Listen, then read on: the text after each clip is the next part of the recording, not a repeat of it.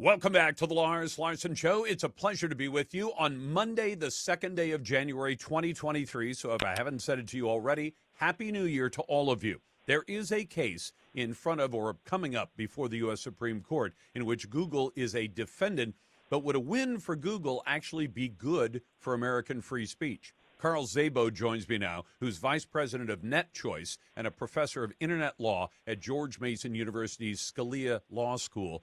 Carl, welcome back to the program, and Happy New Year to you as well. Yeah, Happy New Year. Can you tell us a bit about this case involving Google before the Supreme Court? Yeah, so what it's involving is something called Section 230, which is a highly misunderstood piece of legislation. But essentially, if Google loses this case, it is not hyperbolic to say that the internet as we know it will suddenly change overnight.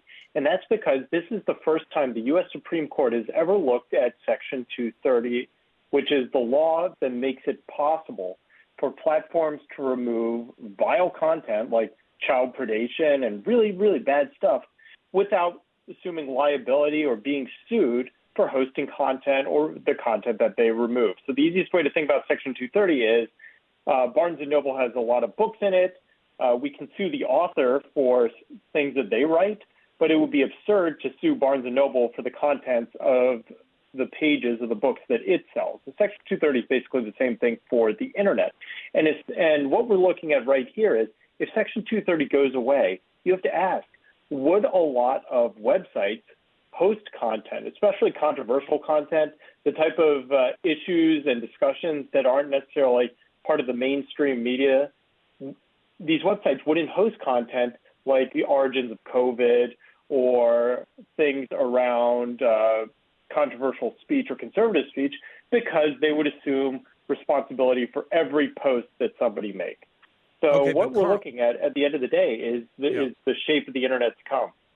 Well, except that, Carl, look, I've got a point of view on Section 230 as well. And I think that if a platform behaves like a platform, I mean, in legal terms, this radio show is a publisher, right? A TV station that publishes a newscast. We don't normally think of publishing as not on paper, but you're publishing something. But you're responsible. I'm responsible. If you were to defame somebody on my show, they'll sue me for your defamation of somebody on this show. It's my job to keep it off the show because I'm a publisher. If I were an internet platform and I agree to act as a platform and only remove dangerous stuff, remove child pornography, remove plans for an atom bomb or recipes for ricin or whatever, I can remove those things. But if I stop acting like a platform, should I still get that Section 230 protection? If I, for example, say I will remove, say, a story from the New York Post about Hunter Biden's laptop and whether or not it implicates Joe Biden, and they remove those things, they're not acting like a platform anymore. They're acting like a publisher, aren't they? I mean, one of the things that allows that type of editorial control is the First Amendment. NetChoice actually has been fighting for the very free expression and free enterprise you're describing. And we actually have two active lawsuits, one against Florida and one against Texas, based on First Amendment grounds. We also recently brought a suit against California. And what you're seeing in these three lawsuits is in Florida and Texas, they're trying to force platforms to keep up content that websites don't want to host. And California is actually doing the opposite. They're forcing websites to shut down services that they want to make available. And all of these fly in the face of the First Amendment. But I can tell you this, regardless of what you may think about social media platforms or Section 230, the removal of Section 230, and if Google loses this case, it will be bad for conservatives because some of the leading proponents for removing Section 230 are people like President Joe Biden and Senator Elizabeth Warren, who began raising these complaints, President Joe Biden most recently, when Elon Musk took control of Twitter. And so the last thing that I want to see is more government control over speech.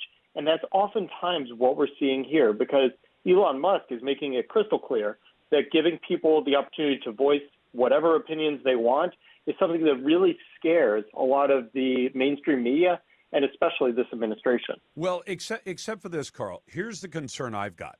So during the pandemic, there were people who said, I want to talk about ivermectin. And you had platforms that promised to behave as platforms saying, we won't allow that discussion. There were people who wanted to raise questions saying, has this vaccine been tested enough? And are we being told the truth about the effects of the vaccine, for example? And the platforms, as you said, didn't want to host that. If they were just a platform, if they behave like a platform, and again, you're not putting up atom bomb plans or recipes for ricin, they should say, go ahead, have your discussion about hydroxychloroquine, about ivermectin, about the safety or the relative safety of vaccines.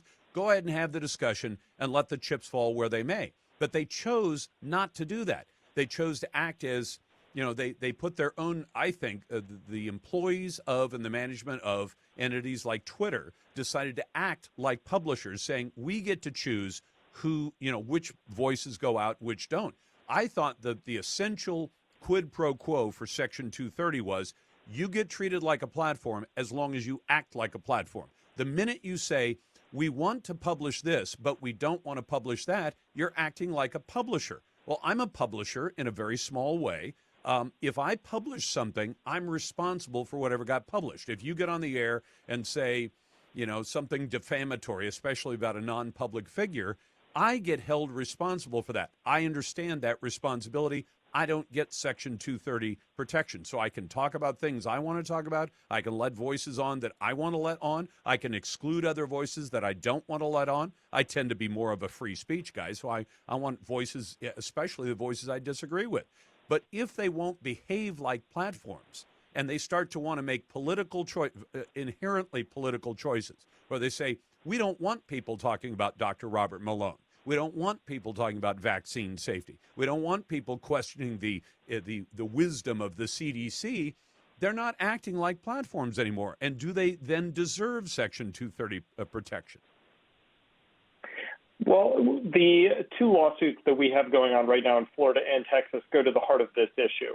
And it turns out that the thing that allows that editorial discretion, the thing that allows a newspaper or a social media platform or a website to decide what content is appropriate or inappropriate for its users is the First Amendment. It's not Section 230.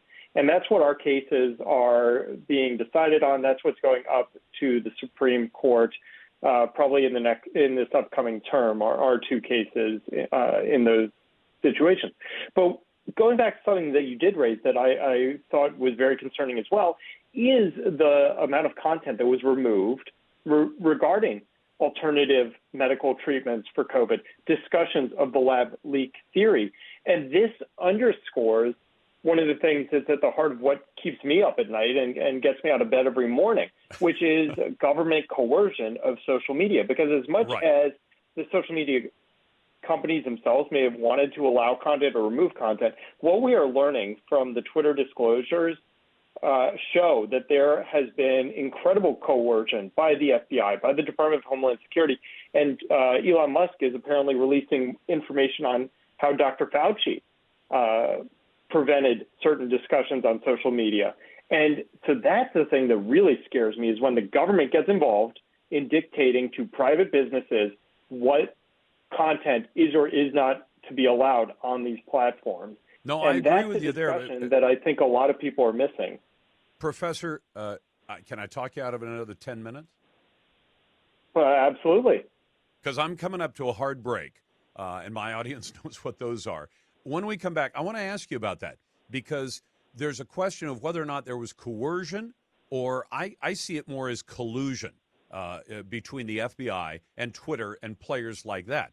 I saw them as willingly coerced, if you will. I know that sounds like a conundrum or a contradiction in terms, but I really think that's what they were doing, was they were being coerced in a way in which they wanted to be coerced. We're talking to Carl Szabo. He's a professor of internet law at George Mason University's Scalia Law School. We're going to continue this discussion in just a moment. You're listening to The Lars Larson Show. Welcome back to The Lars Larson Show on this Monday, the 2nd of January, the first day for me in the new year, and it's a pleasure to be with you. Carl Szabo has agreed to give me some more of his time. He's vice president of NetChoice and a professor of internet law at George Mason University's Scalia Law School. Professor, let me ask you about this. You and I have been bouncing this back and forth about Section 230, which in simple terms says if an entity, in this case mostly social media online, behaves like a platform, then it gets protection from liability, protection that other publishers like television stations, radio stations, newspapers, book publishers, they don't get that kind of protection because they don't act as platforms. They act as publishers. They decide what they're going to publish and what they're not going to publish. And you mentioned something intriguing. That is the idea that Twitter was somehow coerced into doing what they did, controlling the flow of information to Americans on subjects as diverse as Hunter Biden's laptop and the involvement of the big guy, Joe Biden, to discussions about ways to prevent or treat COVID and the relative safety of vaccines. And you mentioned that they were coerced. I think they were sort of willingly coerced. They did what they were inclined to do anyway, except to some extent they got the cover of saying, well, we just took this stuff down because the FBI told us that it was all lies and we shouldn't put it in front of people. You know, it's a new reveal every week or every couple of days from Elon Musk and what are called the Twitter files. Started a couple weeks ago. One of my emails was actually included in that original batch of emails. But what you have seen is this constant drip, drip, drip of exchanges and kind of leanings from the FBI and the Department of Homeland Security on Twitter, stuff that has actually caused a lot of problems internally, according to a lot of the files that were revealed. So as much as some employees at Twitter may have been willing participants, what we've actually seen from these files is that a lot of people at Twitter were actually really scared at what the FBI and the Department of Homeland Security were kind of coercing them or leaning on them or kind of encouraging them to do with respect to removal of content, removal of President Trump, removal of information surrounding the Hunter Biden laptop story.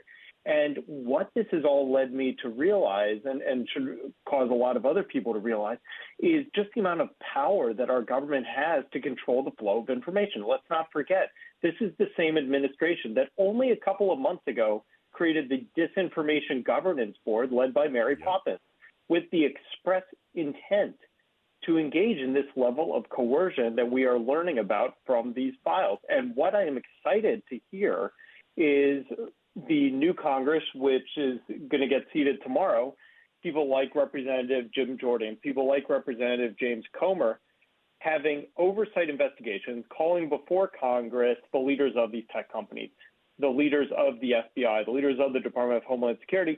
And what we are likely to learn about in the upcoming weeks is how Dr. Fauci was engaged in this process, because like him or hate him, he's a man who is directly responsible for much of the lockdowns and much of the economic disaster that we saw over the past 2 years. And we need to find out more about the extent to which he encouraged or coerced these businesses to play ball with what the government wanted. Well, and the latest word we got is that the Fauci files are coming out sometime this week. People keep asking me when, and I don't have any special knowledge. Musk just, he hinted over the New Year's weekend that it was going to be coming out this week. But I'm with you. I'm concerned that a government agency might come in and say to a platform, hey, this is bad information. Don't put it out in front of people. And yet I thought there was sort of a willingness to just take the FBI at their claims at face value. I mean, as an example, if the FBI comes to you and says, hey, there's a story coming out from news organizations like the New York Post, the oldest newspaper in America, and it's going to say a whole bunch of stuff that isn't true. As a platform, I would think your first question to them, and I didn't see any of that in the files, would be, how do you know what stories are going to be published and when?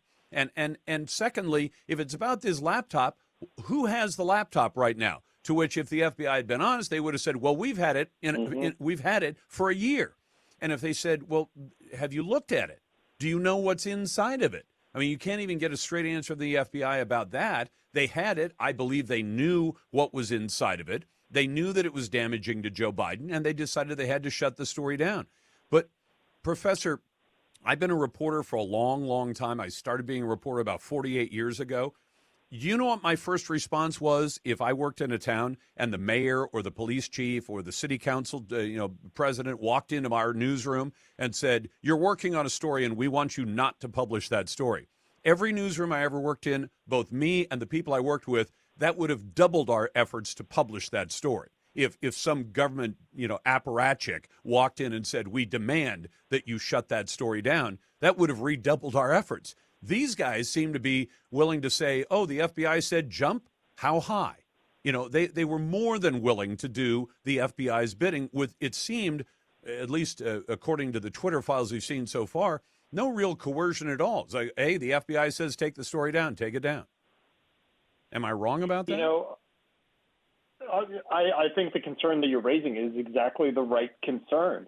And I mean, if you look at it from the position of the business, you have the government essentially coming in and telling you to remove content. And you need to ask yourself, is this worth getting in trouble with an administration that has a lot of power? They can shut you down. They can throw you in jail. Microsoft is on record. Hold on. Where can they throw you in jail for publishing a story, Professor? I'm not aware of that. They can bring it into a likelihood of incitement to violence, for example, or something Publishing like a story in the New York that. Post about a laptop computer that was dropped off by a drunk or drugged up Hunter Biden is incitement to violence? Come on. I mean, look, we've seen a lot of aggressive actions, and this is one of the things that we need to recognize is the amount of executive power that this government has. They can engage in things like antitrust enforcement. They can use the Federal Trade Commission to go after you. They can shut down funding. There's a lot of levers of power that the executive branch has. What I think we are starting to see is how much power this government does have and how much they need to be held accountable for what they did or did not do. And to the extent of was Twitter complicit or not, there's a case out in California. It's called Changizi v. Health and Human Services. And this is something where NetChoice filed an amicus brief in. And they are going into the exact level of coercion of removal of content that we're talking about today. And what we are going to be uncovering, whether through the courts or through these oversight hearings, is how much our government has been going to social media platforms and telling them to remove content, how much coercion there was, or how much these platforms were complicit. And at the end of the day, they are businesses, and they need to do what's in the best interest of their business. And if you have